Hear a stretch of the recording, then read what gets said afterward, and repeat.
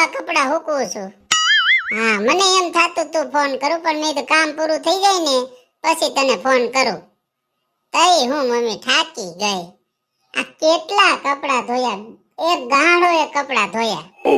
તે મારે રોજ આટલા જ હોય. એમાં આ 2 દીથિયા ઘેરે મહેમાન છે તો થોડી નવરી જ નથી થાતી. તો તઈ હું મમ્મી મહેમાન પણ જવાનું છોડું નામ જ નથી લેતા. આ 2 દીથિયા ધામા નાખા. હજી એમ નથી કીધું કે મારે કાલ જવું છે, પ્રમદી જવું છે. તો અરે મમ્મી કપડા તો એટલા હોય, હવારે 2-2.5 કલાક કપડા ધો, એને અડધી પોણી કલાક તો હુકવતા થાય. તો પાછું મમ્મી બધાને ગળસવાય એટલું જોઈ. હા, એ મારા મોટા હારાનો મોટો છોકરો રહ્યો ને, એ તો 7-8 રોટલી ખાઈ જાય. રોટલી હું હવે મોટા મોટા રોટલા બનાવું એ ગળસી જાય. નાનો છોકરાને 5-6 હોય ને એની પાછી વેજા 3-4 તો વેજા છે. ઈ કલાકે ને કલાકે ખાવાનું માંગે. મારા ભાગના ડબરા મારા છોકરા હાટું ભેરાતા ને, એ મારે અઠવાડિયું હાલે એ આવડા 1.5 દિન ખાલી કરી ગયા. એટલું તો પાછું ગળસવા જોઈએ. આપણ જીગર ને કહું ઈ એમ જ કે કેટલા વરે આપડા ભાઈઓ આવ્યા છે તો એને થોડું કહેવાય વહી જવાનું. એ તો પાછા કાઈટના તાણ કરે. રોકાવ રોકાવ. મને ખબર હોય ને રોકાય મને કેટલી ભેઈ પડે. તો મારી સામું કોઈને જોવું જ નથી. કેટલું કામ કરું, મારી કઈડ હસોડી ફાટવા મળે એટલું કામ કરું. ખાવાનો તો વારો મમ્મી બપોરે ઠેઠ 2 વાગે આવે અને સાંજે 8:30-9 વાગે આવે. હા, બધાને ખવડાવવું, પછી બધાની પાછી બેઠક કરવી, ખાટલાને હું પાથરી દઉં, તઈ મારો જમવાનો વારો આવે. અને થોડું કઈ મોટું થાય ને તો મારા હાવ પાછા વડકા ભરે. મારા હારાય ડોળા કાઢે. મારા હારાય ઈ જ છે, બધાય હરખીના છે આ ઘરમાં. તો આ મારે નથી બોલવું તોય બોલાઈ જાય. શું કરવું મમ્મી? જીગુ, જીગુ શું કરશો? હાલ મમ્મી હું તને પછી ફોન કરું છું. જીગર બોલાવે. હા મેં કોલ. બોલો ને જીગર, શું કામ હતું? આ કપડા હુકું છું. પણ કપડા તો તું અડધી કલાક પહેલા હુકવવા આવી હતી. કોનો ફોન હતો? કોની હારે વાત કરતી હતી? કામ ગમે તે કરતા હોય ને તે ફોનમાં એટલી બધી લાંબી વાત ન કરે. મારી મમ્મીનો ફોન હતો. મારી મમ્મી હારે વાત કરતી, કોઈ બીજા હારે નહોતી વાત કરતી. અને ફોન ચાલુ હતો એમ કામે ચાલુ જ હતું. હા, એ તો મને ખબર છે. ફોન ચાલુ હતો ને કામે ચાલુ હતું. અડધી કલાક ત્યાં કપડા હુકવતી હતી.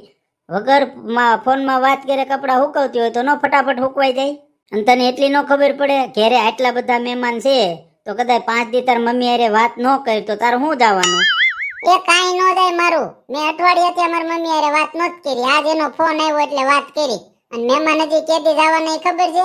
મહેમાન હજી અઠવાડિયાને ધામું નાખે. મારે હું મારી મમ્મી હારે વાત જ નહીં કરવાની. તમારા મહેમાનને હું ભૂખાઈ નથી રાખતી અને બધું એનું કામ કરું છું. કેદી મેં મોઢું કર્યું કયો તો? મહેમાન છે એટલે હું મારે વાત જ નહીં કરવાની. પણ હું તને વાત કરવાની ક્યાં ના પાડું છું? મહેમાન છે એટલા દી તો ધ્યાન રખાય ને.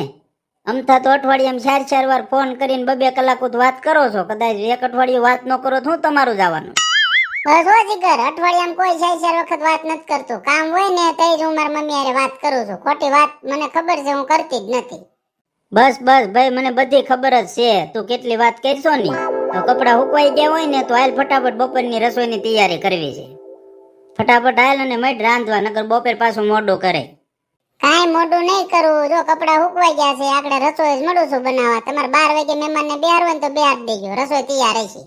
અને હું તમને એમ કહું, આ મહેમાન કેટલા દી રોકાવાના છે, કેદી જવાના છે? અને ધામા નહીં ખાવો એવું લાગે. મહેમાન 2 વર્ષે આવ્યા છે એટલે એને જ્યાં લગી ઈચ્છા આવી છે ને ત્યાં લગી રોકાય. મારા મોટા બાપાને છોકરાની આવ્યા છે એ આ એનું ઘર જ છે. એટલે તું છે ને મહેરબાની કરીને એવી વાત નહીં કરતી કેદી જવાના છે.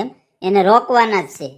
હું કાંઈ એવી વાત નથી કરતી. હું ખાલી તમને પૂછું છું કેદી જવાના છે એમ. મને ખબર છે તમારા મોટા બાપા ની જ છે અને એને આપણી સિવાય બીજું કોઈ નથી. એટલે આપણી ઘેરે જ રોકાય ને.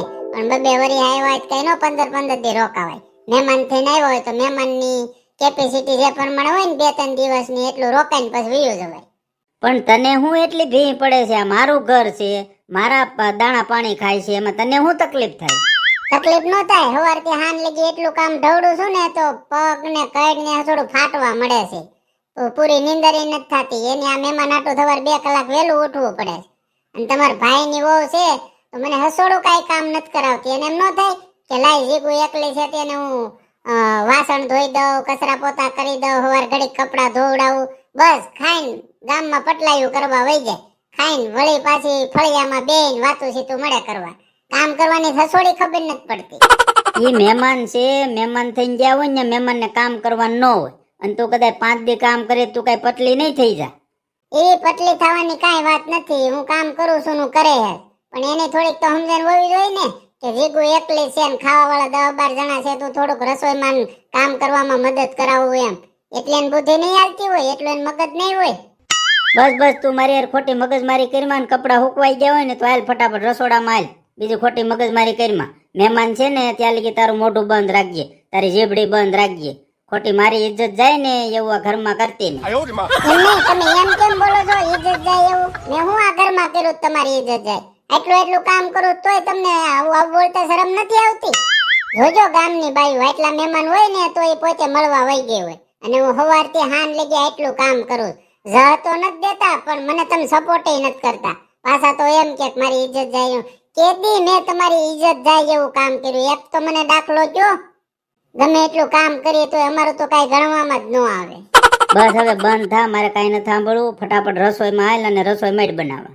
ના ના, ઉભા તો રહ્યો, મને દાખલો તો એકાદો દેતા જાઓ કે કેદી તમારી ઇજ્જત ગઈ એવું મેં કામ કર્યું. કામ કરવું એ કોઈને મગજમાં જ નથી આવતું. બસ ખીજાવું, વડકા ભરવા સિવાય આ ઘરમાં કોઈને કઈ આવડતું નથી. એ જીગુ, આ શેનો એટલો બધો અવાજ આવે છે? યા ક્યાંથી પંચાયત સાંભળી ગઈ? હવે આ પાછી પંચાયત કરવા ઉભી રહે. એ હું છે બોલ? કાઈ નહીં, આ એટલો બધો શેનો અવાજ આવે છે જીગુ? કોની અરે તું મગજમારી કરશો? આ છોકું સંભળાય છે. હું કઈ જગ્યાએ અરે બાંધવાનું થયું? મને તો એવું લાગે છે બે બાંધતા હોય એવું લાગે છે, સંભળાય છે. કાંઈ અમારે બાંધવાનું નથી થયું, અમે કામની વાત કરતા હતા. અને તું તારી ઘેરે કામ કરશો કે બીજાનું નકરું સાંભળે જ છો? અમારા ઘરની પંચાયત કરવા હું કામ આવીશો? પંચાયત તા ઘર ભેગી થા. કેમ જીગુ, હાસુ કીધું તે ભેં પડી? હું એ કયું ને સાંભળતી હતી. તું જીગર છે ને મગજમારી જ કરતા હતા, બાંધતા હતા, એટલે જ મેં કીધું. એ અમારું ઘર છે, અમે બાંધી ગમે ઈ કરી, એમાં તારા બાપાનું શું જાય? તું ઊભી નહીં રે, હું આપણે નીચે આવું છું, તારો વારો પાડી દઉં. ના ના જીગુ, નીચે નહીં આવતી, તારા ઘરનું કામ કર. મને એવું લાગે છે તારે કામ કરવાનું વધી ગયું લાગે છે, એટલે તારો મગજ ફાટી ગયો એવું લાગે છે. હું તો જાઉં છું, આવતી નહીં. ના ના, ઊભી નહીં રે ને, આગળ હું તને બતાવું. હું જીગર કેમ બાંધતા હતા ને, ઊભી નહીં રે તું. ગામમાં આવ્યું નો જ પાર નથી. પોતાના ઘરનું જોવે ને બીજાની ઘેરે જઈને અડધી કલાક સાંભળે. હાલે નીકળ્યું છે તે. એક તો અહીંયા ઘરે એટલી મગજમારી છે, મહેમાન આવ્યા કામની, ને એમાં આની જેવી પંચાયતડી આવી જાય, મગજ તો હાવ બેન મારી જાય. ત્યાંથી હાલી નીકળ્યું છે. ઘર જોયું બધું.